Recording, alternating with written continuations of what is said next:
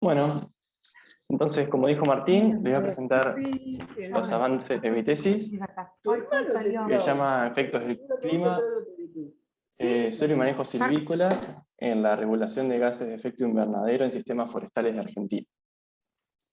Bueno, vamos a empezar a hablar un poquito del avance de la tesis, por dónde andamos. Fui emitido el doctorado en el mes 10 del 2018, aprobaron mi plan de formación en diciembre del 19, tengo el plan de tesis entregado y todavía no tengo confirmación si está aprobado o no. En cuanto a los créditos, tengo unos 34 entre internos y externos, así que ese requisito ya estaría cumplido. No tengo crédito por estadía de investigación. La publicación indexada la aceptaron hace poquito, un par de días nomás, así que después, bueno, haré el tramiterío para dejar todo registrado bien. Como esta es la primera, todavía no hay publicaciones adicionales y tengo la certificación del idioma extranjero aprobada. Bueno, ahora sí, nos metemos bien de lleno en la tesis. Vamos a empezar a hablar un poco de la problemática, ¿sí?, que viene muy de la mano con el cambio climático. ¿Qué es el cambio climático? El cambio climático es la variación, ¿sí?, sostenida en el tiempo de las características medias del clima. Por ejemplo, que el clima se haga más cálido y más seco en una determinada región. Esto trae aparejado varios problemas, como el ya conocido calentamiento global, subida del nivel del mar, adelgazamiento de la capa glacial del planeta y extinción de especies, entre otros problemas y efectos de tipo socioeconómico, ¿sí? Ahora, el cambio climático está muy ligado con el aumento de la temperatura media de la Tierra, lo que nosotros conocemos como calentamiento global o efecto invernadero. Esto se da porque en la atmósfera se generan desbalances radiactivos entre la energía que llega del Sol y la que es emitida de nuevo hacia el espacio.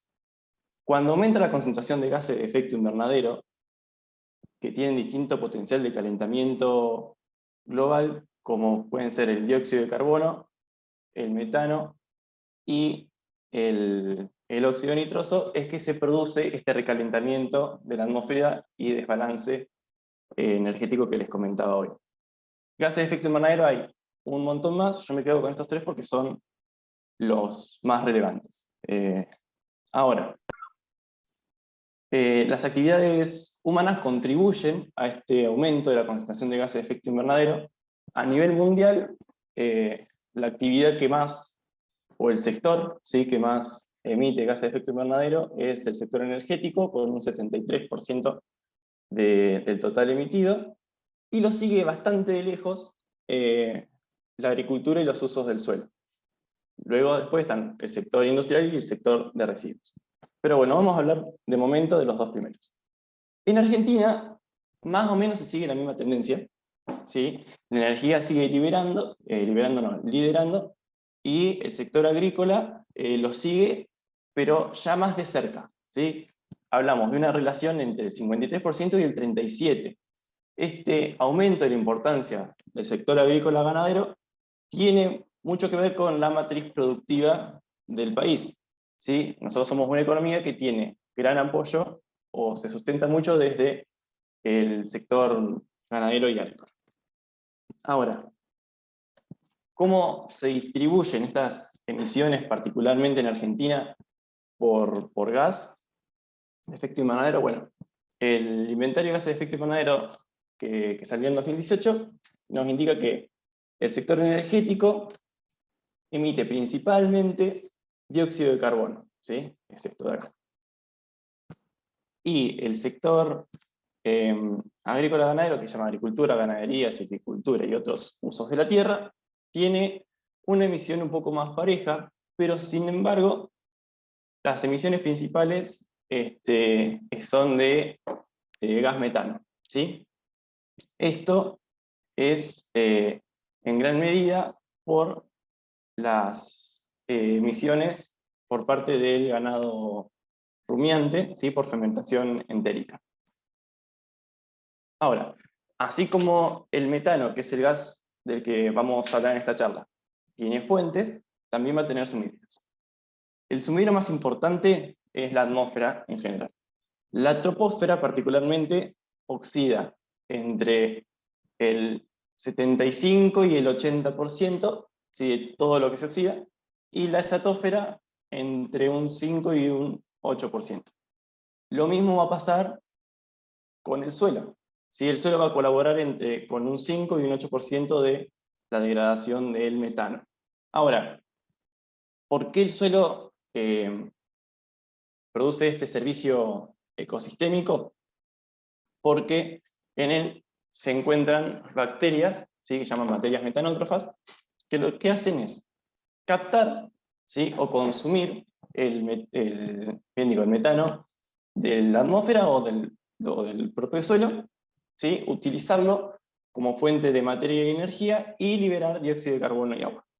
Si bien estas bacterias están absorbiendo y liberando gases de efecto invernadero, o sea, los dos son gases de efecto invernadero, en esta transformación de un gas a otro, el potencial de calentamiento global baja 28 veces.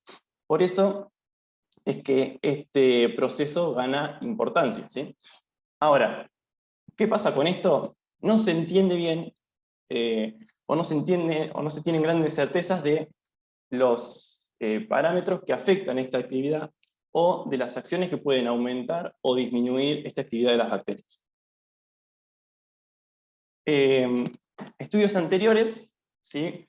Muestran que el cambio de uso de suelo, ¿sí? Podría, o de hecho afecta, la tasa de oxidación de metano o el flujo de metano entre la atmósfera y el suelo.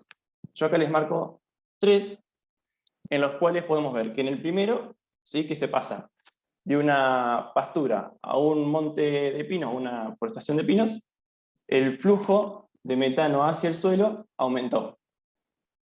Otro ejemplo que tiene la misma, más o menos la misma variación, ¿sí? De una pastura a un pinar, no tuvo cambios, y el tercer caso, que pasaron de un pastizal a un bosque, lo que siguió fue una disminución, ¿sí? Del flujo de metano hacia el suelo. Entonces, esto nos habla de que en realidad no hay una tendencia clara y no hay un acuerdo eh, generalizado acerca de cuáles son los cambios que se pueden producir.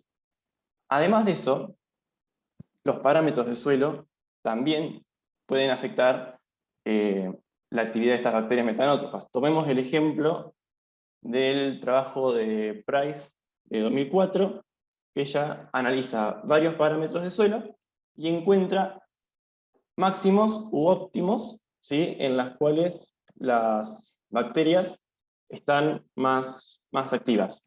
Esto tiene, en general, en el eje vertical, tiene la mol, que es la tasa de oxidación de metano, ya vamos a hablar de eso, y en el eje horizontal tiene una variación en un rango de cada uno de los parámetros de suelo que analiza.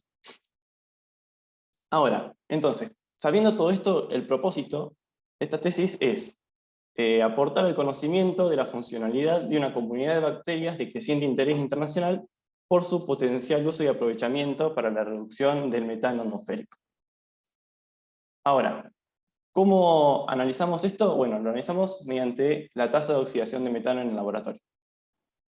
Para ejemplificar, yo voy a tomar el ejemplo de una persona que está comiendo. ¿Sí? En el campo, la persona, en el campo no, las bacterias, digamos, en el campo, comen a raíz o en función de lo que les llega. Quiero decir, lo que van a poder comer va a depender de todo el metano que puedan acceder y de las condiciones que tengan. Entonces, van a comer una tasa normal. Ahora, si yo las traigo al laboratorio y les doy todas las condiciones como para que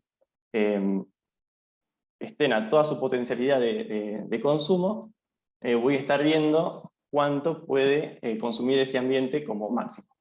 Para eso, lo que hago es tomar una masa de suelo y ponerla dentro de un volumen conocido, y le doy condiciones óptimas de temperatura y humedad. Nosotros particularmente usamos 100 gramos de suelo en una cámara de casi 1 litro, a 50% de capacidad de campo de humedad y unos 20 grados centígrados. Una vez que está puesta esta mesa, está todo listo como para que las bacterias empiecen a devorar, digamos, el metano, lo que hacemos es controlar, ¿sí?, cuánto van comiendo en el tiempo. Entonces, lo que hacemos es monitorear la concentración de metano a lo largo del tiempo mediante cromatografía gaseosa, y después hacemos una interpolación lineal para ver la tasa de consumo.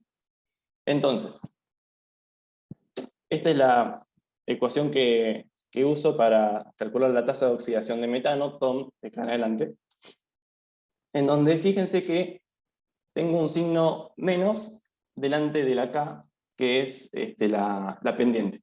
Eso quiere decir que pendientes negativas, como es el caso del gráfico me van a decir que tengo tasas de oxidación de metano positivas, o sea, se usa la contraria. Yo mido oxidación, ¿sí? Y si tengo una tasa positiva, ¿sí?, quiere decir que, una pendiente positiva quiere decir que las bacterias en realidad están emitiendo y la tasa de oxidación de metano va a ser negativa. Ahora, las unidades en las cuales se mide esto es nanomol de metano por gramo de suelo seco por hora. Usamos el parámetro de masa de suelo seco para poder normalizar y comparar entre ensayos. Ahora, entonces, los objetivos de este trabajo es evaluar y comparar los efectos del tipo de suelo, el clima y el uso del suelo sobre la tasa de oxidación de metano en distintas profundidades de los mismos, en distintos ambientes que incluyen al Chaco árido, al espinal del sur bonaerense, el delta del Paraná y la llanura pampeana bonaerense. Para esto, como les adelanté un poquito la diapositiva anterior, analizamos distintos ambientes que están ubicados en un gradiente ambiental. Pasamos de un clima húmedo y templado en el delta del Paraná, ¿sí?, y terminamos luego en el sur de la provincia de Buenos Aires, en la localidad de Patagones, con un clima frío y seco. Fíjense que los colores de los marquitos de las fotos coinciden con la ubicación de los distintos sitios en el mapa. Estos son los que aparecen, acá son todos los que tenemos proyectados, todavía hay algunos a los que no fuimos, ¿sí? Por ejemplo el violeta y el del Delta de Paraná fuimos, pero todavía no tengo los datos. Después el resto están ubicados en Tandil, en San Juan, y el celestito que está al sur de la provincia de Buenos Aires está más o menos a la altura de la localidad de Bahía Blanca. Ahora, la hipótesis con la que estamos trabajando es un poco larga, pero la dividimos en partes para que sea más fácil de digerir. Primero, la primera parte es que la tasa de oxidación estimada en sistemas forestales va a ser mayor que aquella obtenida en sitios cuyo uso del suelo sea diferente, debido a que en los primeros se generan condiciones fisicoquímicas del suelo más favorables para el crecimiento de las bacterias oxidantes de metano, ¿sí?, o bacterias metanótrofas, es lo mismo. Ahora, la segunda parte tiene que ver con que la tasa de oxidación de metano va a ser mayor en zonas geográficas de condiciones intermedias, tanto texturales como climáticas, y es posible que varíe estacionalmente, representando máximos en las temperaturas, en temporadas, que muestren mejores condiciones ambientales. Y por último, la tasa de oxidación de metano va a variar con la profundidad del suelo, alcanzando máximos en las zonas en que las características microambientales sean más propicias para su desarrollo y la concentración de oxígeno sea suficiente para que desarrolle su actividad metabólica. Para tratar de probar o refutar esta hipótesis, nosotros tenemos distintas actividades. En principio, hacer un seguimiento durante todo un ciclo anual en un mismo sitio y determinar temporadas de máximas y mínimas tasas de oxidación de metano. Eso está en verdecito porque es una tarea que está concluida y de hecho es la que tratamos en la publicación que acaba de ser aceptada. La siguiente está en amarillo porque está en proceso y es, como les dije entonces, el muestreo de sitios en diferentes zonas geográficas y climáticas. Y la tercera, todavía no la hemos arrancado, que es el análisis de la respuesta a la tasa de oxidación de metano en la manipulación de variables ambientales detectadas como críticas. Hasta ahora las pistas que venimos teniendo de qué variables deberíamos manipular vienen del conocimiento de todos los sitios anteriores y con el apoyo de la bibliografía. Entonces, estas actividades comprenden el entendimiento de la variación temporal, ¿sí? A mediano plazo, del orden de los meses, de la tasa de oxidación de metano, la variación espacial, ¿sí? Tanto horizontal como vertical, y de los parámetros que se vienen perfilando como más importantes o más críticos.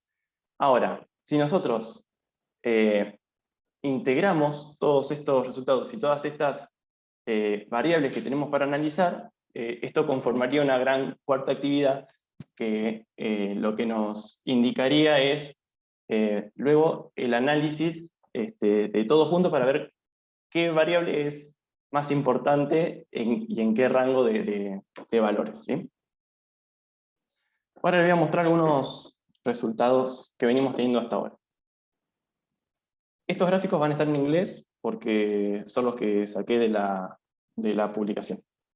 La mol es la tasa de oxidación de metano con las siglas en inglés, ¿sí? Y acá tenemos a la izquierda la variación de precipitación a lo largo del año, ¿sí? En el eje horizontal y en el eje vertical la tasa de oxidación medida en la campaña de ese mes, ¿sí?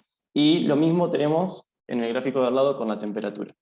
Vemos que en el caso de la temperatura se ve un ajuste con el modelo bastante mejor, tanto en el sitio del pastizal, que tiene el puntito negro, como el de la forestación de pinos, que tiene el triangulito blanco.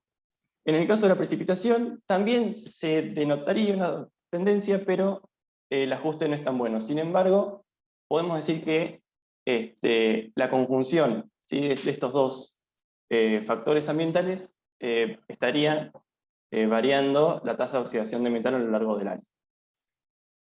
Luego tenemos para analizar la variación espacial. Arriba están los datos que tenemos del pastizal y abajo del monte de pinos. Y sobre el eje vertical también tenemos la profundidad de las cuales se sacaron las distintas muestras. Y en el eje horizontal les presento la tasa de oxidación de metano. Ahora, podemos ver que en la variación espacial horizontal, esto es pinos versus pastizal, en general el monte de pinos tiene tasas de oxidación de metano superiores a las del pastizal.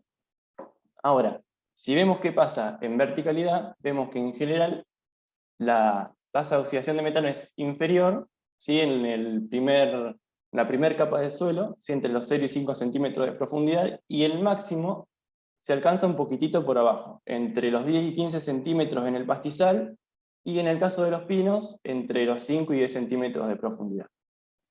¿Sí? Entonces esto sí nos está dando noción de que hay no solamente variación en el uso del suelo, sino también en la profundidad del suelo, como pensábamos anteriormente en la hipótesis. Ahora, cambiamos de sitio y nos vamos al sur de la provincia de Buenos Aires.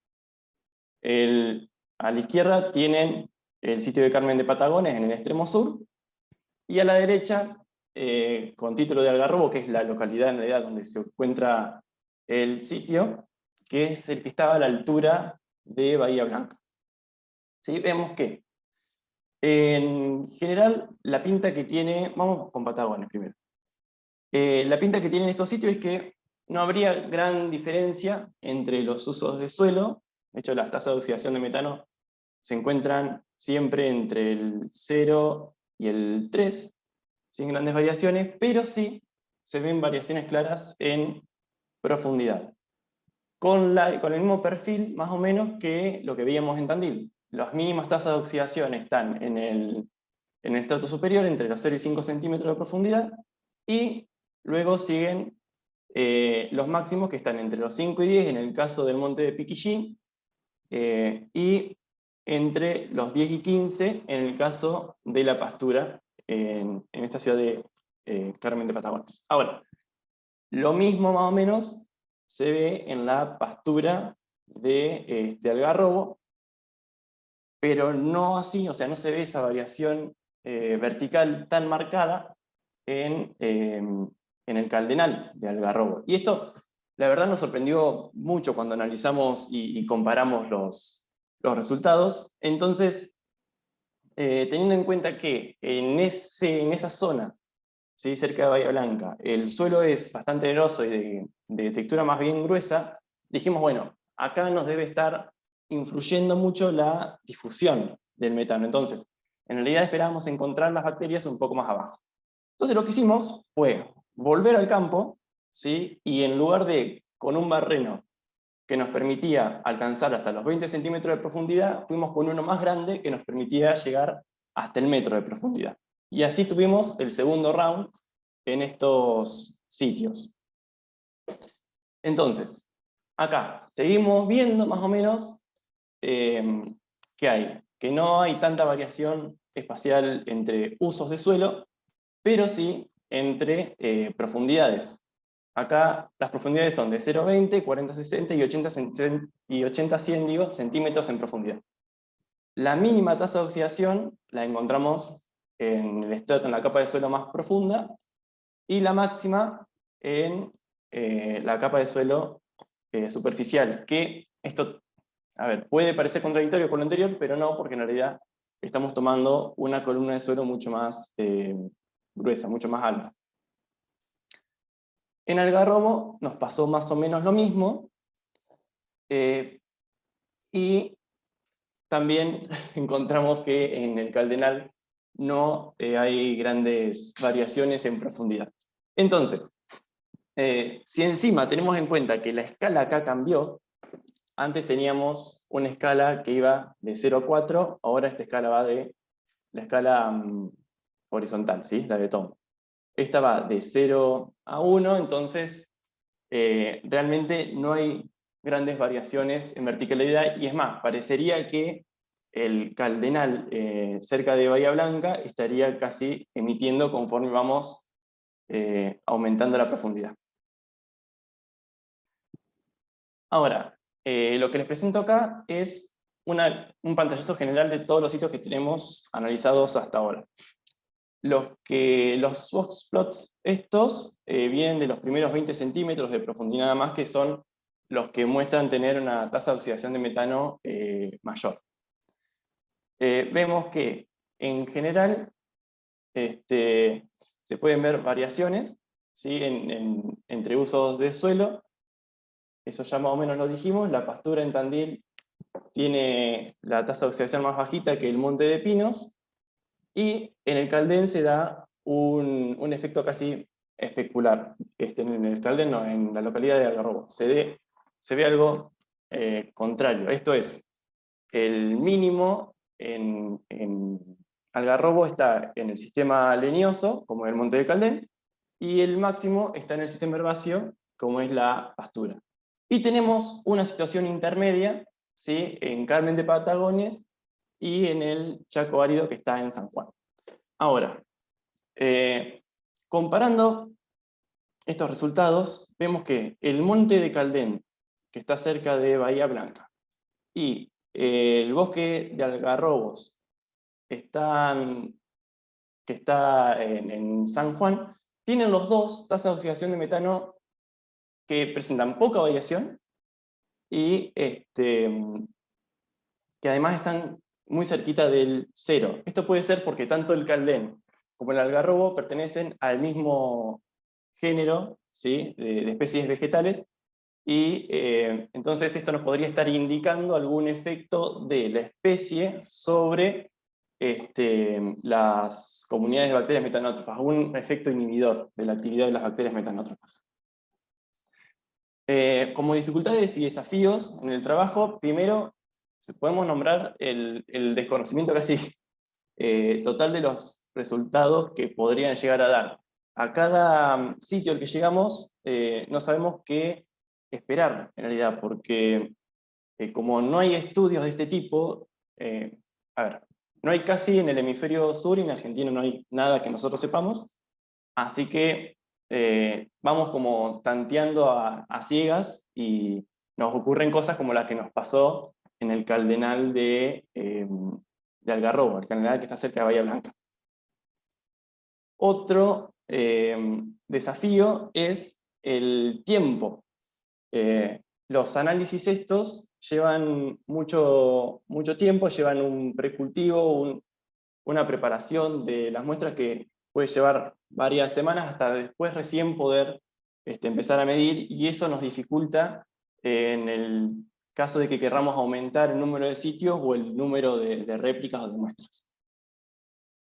El COVID es la dificultad y el desafío generalizado en el mundo, así que no podía faltar acá, y a nosotros particularmente nos afectó en el sentido de que no pudimos ir al campo hasta junio de este año, y no pude entrar al laboratorio hasta más o menos que sería enero de este año, porque tampoco tenía muestras. O sea, yo empecé la pandemia sin muestras, y recién en noviembre me pudieron mandar las muestras del segundo round del sur de la provincia de Buenos Aires, así que hasta ese momento no pudimos hacer mucho más trabajo de laboratorio. Igualmente, sí estuvimos avanzando en otros aspectos, y de hecho fue durante el año pasado que escribimos el paper que salió ahora. Y después, otra dificultad que tiene que ver con esto de arrancar con técnicas nuevas, que es poner a punto tanto técnicas como materiales y aparatos, y conseguirlos, y todas esas cosas que hay que hacer para tratar de obtener los mejores resultados antes de empezar a medir.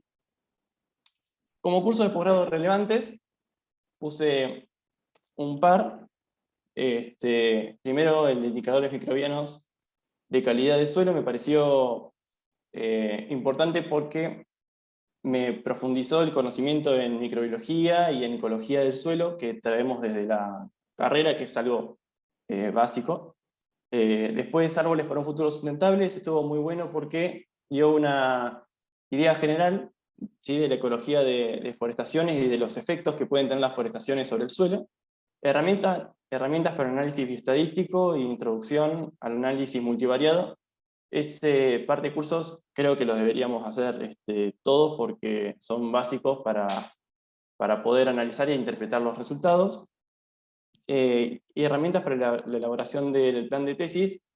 Sirvió no solamente porque sí, después del curso ese terminamos con el plan de tesis casi armado, sino que está bueno para bajar a tierra y poner todas las cosas que uno tiene en la mente, por ahí un poco sueltas, sobre la mesa, y poder concretar e integrar las ideas que uno tiene. Y revisiones sistemáticas de literatura me pareció interesante porque nos enseñan a analizar y a producir revisiones de literatura, y es una buena forma, si se quiere, de encarar la parte de marco teórico e introducción de la tesis. Ahora, como posibles nuevos interrogantes y futuras metas, y también, bueno, potencialidades que tiene este trabajo a futuro, es primero esto de ahorrar tiempo y dinero en cuanto al análisis y el procesamiento de muestras. Además de la tasa de oxidación de metano, el servicio ecosistémico de oxidación de metano que presta el suelo, se analiza mediante la estimación de los flujos de metano en la interfaz suelo-atmósfera. Pero ¿qué pasa con esta otra técnica?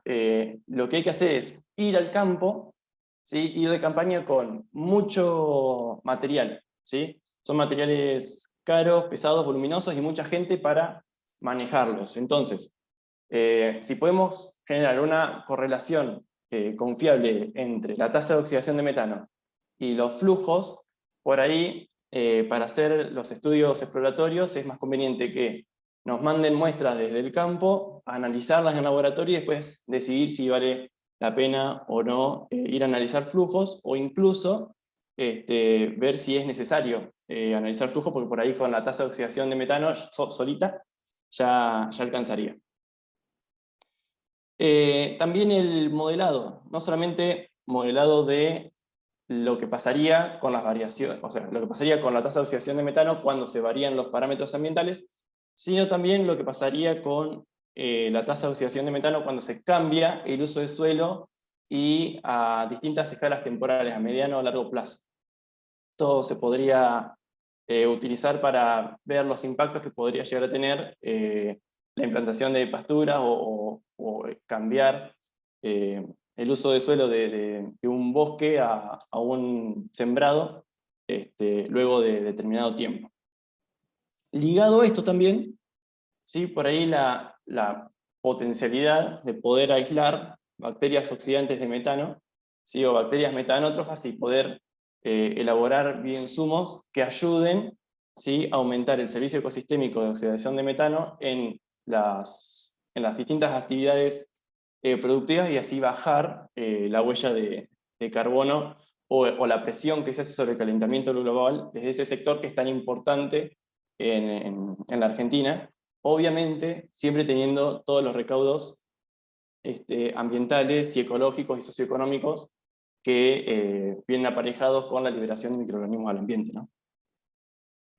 Bueno, dejo el espacio abierto a preguntas.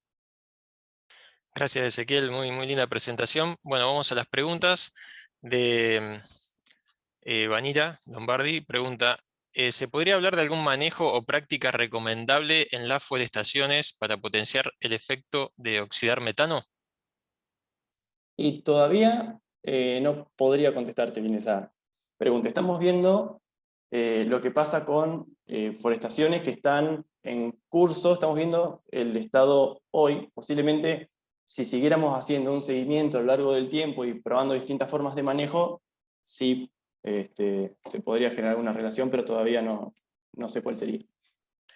Bien, paso a otra pregunta. De Anabela Montico.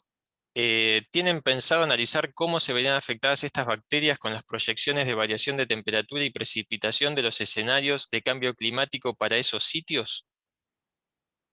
No en esta tesis, pero sí es algo que se podría hacer a futuro. Todavía no planteamos correlaciones con los escenarios del IPCC ni de otros organismos.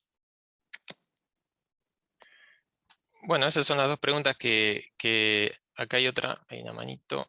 A ver, espérenme un segundo. De Fernando Milano. Fernando, ¿querés preguntar a micrófono? Bienvenido.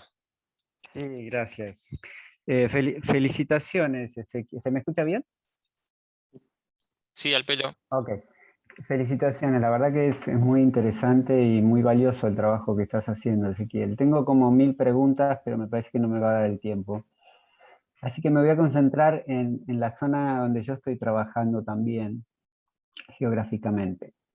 Porque fíjate cómo son las cosas, cómo la investigación nos lleva a veces a confluencias extrañas y muy interesantes también. Yo estoy trabajando en la zona del sudoeste bonaerense, donde vos tenés dos de los sitios de muestreo, y también con bacterias que salen del suelo, o sea que en este caso aplicado a la salud humana, pero no deja de ser interesante porque todos forman parte de la comunidad y el equilibrio de la comunidad bacteriana del suelo. Y tengo un par de cosas para comentarte. En primer lugar, hay una diferencia de gradiente de lluvia muy grande entre Algarrobo, que debe tener unos 550 milímetros, y Patagones, donde estaba el puntito, unos 350, más o menos. No sé si los puntos estaban ubicados exactamente en esos lugares.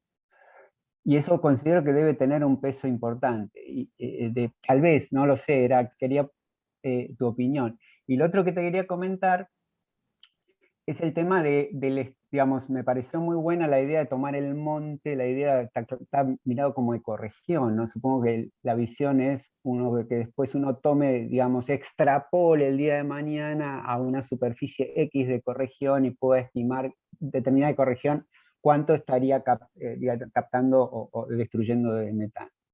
Me parece muy bueno el enfoque. El punto es que las dos zonas, tanto Algarrobo como Patagones que vos tomaste, tienen un nivel de degradación muy grande, que vienen de los últimos 30 años particularmente. Entonces me preguntaba cómo hacer para elegir un buen sitio de muestreo en ese lugar, o sea, con qué criterio los hiciste. Y le comento algo muy puntual también sobre cómo cambian las bacterias. Una de las bacterias del suelo, ¿no?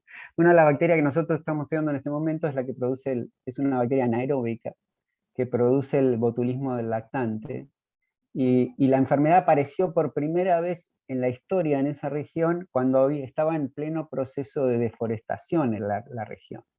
Por supuesto que en este momento no estamos en condiciones de decir que esa es la razón de, pero desde el punto de vista, digamos, temporal, digamos, lo vieron la primera vez y dijeron, ¿por qué apareció esta enfermedad que no existía? Y uno de los procesos muy grandes, llamativamente o vinculados, era que había un proceso de deforestación. Eso podría estar indicando cambios seguramente en la ecología bacteriana. Entonces, ¿con qué criterios ustedes hicieron la selección de los lugares para poderlos extrapolar después a toda la ecorregión? Bien. Una pregunta un poco larga, haceme acordar si me olvido de contestarte algo. Mira, nosotros elegimos esos dos puntos en el sur de la provincia de Buenos Aires a propósito, porque, y también de acuerdo con uno de los chicos que está trabajando en el INTA, está haciendo un doctorado allá en la Universidad del Sur, así que unimos fuerzas y compartimos sitios. Él está trabajando en cuestiones ambientales del ecotono entre la región del Monte y del Espinal, ¿sí? Que se da justo ahí en esa franja. Entonces, yo tomo los extremos muy a propósito porque espero que estar en pleno monte y en pleno espinal. Entonces, la idea sí es que realmente nos den distintos, o sea, no tomarlos como réplicas, sino como sitios separados y distintos. Ahora, tratamos de llegar a... Nosotros, mi director trabaja en el INTA, es de CONICET, pero trabaja en el INTA. Entonces, tratamos de ir recorriendo a distintas estaciones experimentales del INTA, ¿sí? Y llegar a montes o parcelas que no tengan un manejo forestal o que estén más o menos conservadas durante un periodo importante de tiempo. Nosotros consideramos unos 20 años más o menos. Entonces tratamos de llegar a situaciones lo más prístinas posible, aunque sabemos que eso es casi utópico. Pero bueno, tratamos de no chocarnos con ambientes demasiado disturbados en ese sentido. Gracias, Ezequiel. Te comparto una pregunta que está en YouTube de parte de Sergio Salva. Son dos, una a continuación de la otra, te digo las dos. Cuando propones que la TOM será mayor en sistemas forestales, ¿entendés que se trata de un efecto de la estructura de la vegetación, árboles versus gramíneas y herbáceas? Y a continuación, ¿cómo pensás que puede jugar en esto la composición de la vegetación? Por ejemplo, plantación forestal versus bosques nativo versus pastura versus pastizal natural. Bien. Te voy a contestar en base a lo que estuve leyendo. Para la primera, sí, se espera que la forestación o los sistemas leñosos le den mayor estructura al suelo y que saquen, o sea, digamos, que bombeen desde el suelo y evapotranspiren la mayor cantidad de agua posible y que evapotranspiren más que los sistemas herbáceos. Entonces, esa diferencia, en principio de humedad en el suelo, lo que estaría favoreciendo es la difusión de oxígeno y de metano hacia el suelo, lo que le daría a las bacterias un mayor acceso al sustrato que es el metano. Y por otro lado, el aumento, ¿sí?, de la materia orgánica en sistemas forestales, por esto que tienen mayores compuestos de lignina y celulosa, le daría más estructura, y eso favorecería, además, o sea, sería un segundo factor que favorecería la difusión de metano y consecuente contacto de bacterias con sustratos. Y había otra pregunta que me la olvidé. ¿No me la repetís, Martín? Sí, te digo todo. Cuando propones que la TOM sea mayor en sistemas forestales, ¿entendés que se trata de un efecto de la estructura de la vegetación, árboles versus gramíneas y herbáceas? ¿Y cómo pensás que puede jugar en esto la composición de la vegetación? Por ejemplo, plantación forestal versus bosque nativo, versus pastura versus pastizal natural. Bien. Voy con la segunda. Hay un trabajo que leí hace no mucho que plantea que sería de mayor a menor, ¿sí? Las tasas de oxidación o los flujos en la interfaz suelo-atmósfera serían primero, o sea, las mayores en el bosque nativo, seguidas por las plantaciones forestales, seguidas por los pastizales, y últimas de todas, las plantaciones productivas como, no sé, puede ser soja o maíz. Ahora, nosotros tenemos resultados contradictorios a veces. Yo les mostré anteriormente que en uno de los sitios el sistema herbáceo estaba consumiendo más metano que el sistema leñoso. Entonces, estamos viendo ahí a ver cuáles son los factores que podrían hacer que la tendencia esperada, ¿sí? Que es la que presenta el trabajo, se invierta, ¿sí? Y los sistemas herbáceos tengan mayores servicios ecosistémicos que los forestales. Bien, gracias, Ezequiel. Hay otra pregunta de Daniela Huitrago y te consulta. No sé si habías terminado. Sí. Bien. Daniela te pregunta, ¿han caracterizado las especies bacterianas metagenómicas, tal vez? Las metagenómicas, ¿no? ¿Caracterizado en qué sentido? Sí, está bien, metagenómicas. Está bien. No hicimos análisis moleculares todavía. De hecho, estamos viendo a ver si también unimos fuerzas con algún laboratorio por ahí que nos ayude a tener esos datos. Pero, a ver, es un capítulo que originalmente empezamos a soñar con eso cuando empezamos la tesis, y estamos viendo a ver si lo podemos hacer o no. Bien, gracias, Ezequiel. Última pregunta de María Eugenia Arias. ¿El tipo de especies de bacterias metanotróficas presentes en los diferentes ambientes podría incidir en esa variación de la tasa de oxidación de metano en aquellos sitios? En ese caso, se podría ampliar el estudio de investigación con lo que sería estudiar la biodiversidad de bacterias del suelo. Sí, claro, de hecho, no hablamos de una población de una determinada especie de bacteria metanótrofa, de hecho, hablamos de una comunidad de metanótrofas en sentido amplio. Nosotros sabemos que la comunidad de metanótrofas, si bien es ubicua, ¿sí? Es bastante especializada en cada ambiente.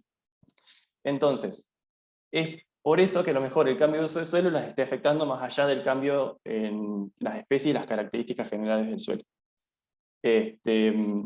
Sí es posible, entonces, poder analizar en cada sitio la comunidad de bacterias metanótrofas y decir, bueno, en general, cuando la comunidad tiene determinada pinta o determinada estructura con mayor abundancia de determinado OTU, es posible que la tasa de oxidación sea mayor o al contrario que sea menor.